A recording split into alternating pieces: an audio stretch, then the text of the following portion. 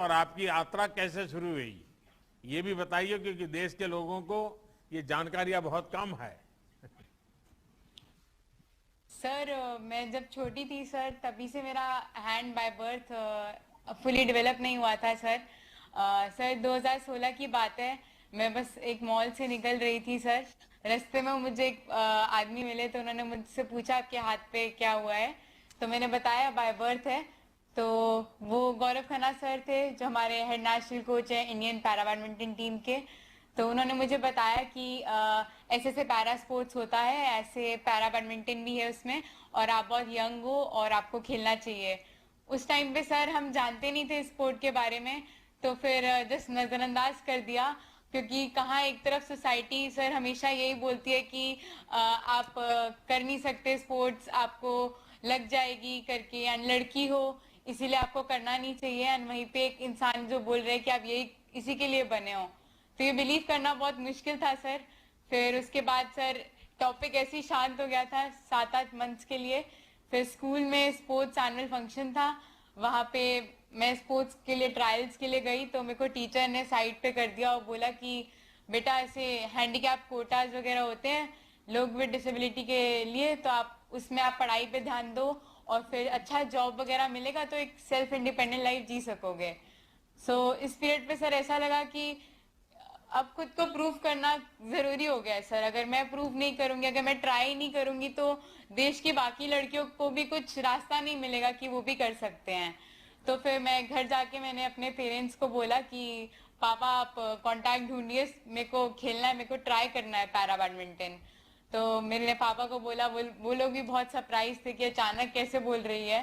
तो फिर पापा ने कांटेक्ट ढूंढा और फिर वेरी नेक्स्ट वीकेंड फिर पापा की सर से बात हुई, हम लोगों ने सोशल मीडिया के थ्रू कांटेक्ट ढूंढा, एंड फिर मैं लखनऊ आ गई और सर तभी से ट्रेनिंग स्टार्ट हुआ, रैकेट पकड़ना सीखा। फिर धीरे धीरे टारगेट्स बनते रहे।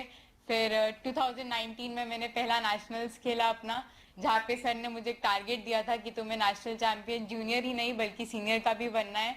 तो धीरे धीरे वो सारे टारगेट सर अटेन करती गई, और फिर ओलंपिक्स तो सर हर एथलीट का ड्रीम होता है, तो बस उसी को क्वालिफाई करना था। तो फिर उस टाइम पे टारगेट्स थोड़े से ब्लर दिखता था क्योंकि वर्ल्ड रैंकिंग में कोई रैंक ही नहीं था स्टार्टिंग जब हुआ था पैरालंपिक क्वालिफिकेशन इवेंट्स का।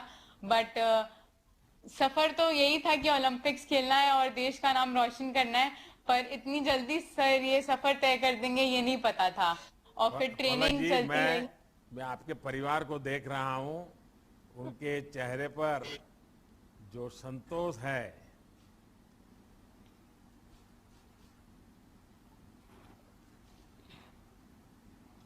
आपके नमस्कार परिवार को सर। प्रणाम मेरा। प्रणाम सर जी, और जय मैं हिंद। बहुत गर्व गर्व से देख रहा हूं उन सबको। पलक जी, आपने कोविड के दौरान भी ट्रेनिंग रोकी नहीं। माँ बाप को भी चिंता रहती होगी कि ये कोरोना के कालखंड में भी अपना काम छोड़ नहीं रही है, घर से दूर, और वो भी लखनऊ में ट्रेनिंग करती रही। आप देश के सामने को आपने ज्यादा महत्व दिया। इतनी कम आयु में इतनी प्रेरणा कैसे मिली? आपने कैसे खुद को तैयार किया? और आज भी मैं देख रहा हूं तो एकदम फ्री हो, खुशहाल हो, तुम्हारे चेहरे पर कोई तनाव नहीं है। जी सर। सर जब लॉकडाउन हुआ था तो सर थोड़ा सा डर था कि घर जाने को नहीं मिलेगा। ऑलरेडी सर मैं घर वैसे ही बहुत कम जाती हूँ, तो घर से भी बहुत आता है कि तुम अभी तक न्यू ईयर पे आई थी लास्ट, दिवाली पे आई थी लास्ट, अभी आती नहीं हो।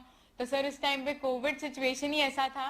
बट सर एक साइड पे ये भी पता था यहाँ रहूंगी तो सर कोई ना कोई प्लान जरूर बनाएंगे ही हमारी ट्रेनिंग का, तो ट्रेनिंग रुकेगी नहीं।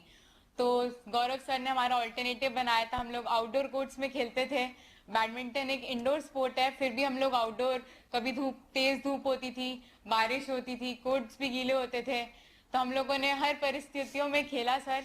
और पापा और पेरेंट्स को भी पता था कि सर वहां पे है तो हमें कोई चिंता ही नहीं है। एक ये बहुत बड़ी चीज थी कि ऐसे गुरु और ऐसा सपोर्ट मेरे साथ था जिसने मेरे को ट्रेनिंग करने से भी एकदम फोकस रहने को भी कहा। और दूसरी तरफ सर एक फैमिली जैसा माहौल यहाँ पे हम सब पैरा एथलीट्स में है, हम लोग सब यहाँ पे ट्रेनिंग कर रहे हैं। हमारी यहाँ पे भारत की first professional para badminton academy भी है, Gaurav Khanna एक्सीलिया badminton academy sir, जहाँ पे हम लोग सब एथलीट्स इतने एकदम फैमिली जैसे खेल रहे हैं। हम लोग प्रमोद भैया, मनोज भी, हम सब लोग, तो फील ही नहीं होता कि घर से दूर है। और सर देश ही तो सब कुछ है सर, उसके लिए अब इतनी बड़ी अपॉर्चुनिटी मिली है। कहाँ लोग मुझे एक तरफ बोलते थे कि मेरी डिसेबिलिटी के कारण मैं कुछ कर नहीं सकती, आज वही डिसेबिलिटी मेरी एक सुपर एबिलिटी बन गई है, जिससे मेरे को एक गोल्डन अपॉर्चुनिटी मिली है अपने देश को इतने हाईएस्ट प्लेटफॉर्म पे सर रिप्रेजेंट करने की। तो सर डेफिनेटली अपना बेस्ट तो देना ही है और सर। इसीलिए तो मैं दिव्यांग शब्द प्रयोग करता हूँ, इसके पीछे मेरा यही भाव है। अच्छा पलक, मुझे बताया गया कि आपको हाल में एक बीमारी की वजह से बैडमिंटन से कुछ महीने दूर रहना पड़ा, फिर आपने शानदार वापसी की। उस समय आप खुद को कैसे समझा रही थी, कैसे अपने आप को संभाल लिया आपने?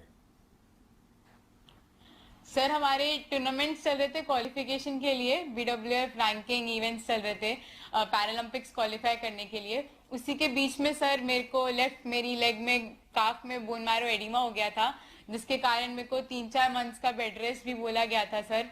तो वो पीरियड ऐसा था कि सर पता नहीं था कि क्या करना है, but on the same hand sir ने स्पेसिफिक प्लान करा कि हम लोग ऐसे ऐसे इवेंट्स खेलेंगे। 2-3 इवेंट्स भी सर ने ड्रॉप करवाए मेरे, ताकि हम लोग रिकवर भी कर सकें, और साथ में बेसिक जैसे कि सर ने मेरे स्किल्स पे वर्क करा, क्योंकि ज्यादा सर चलना और भागना मना था।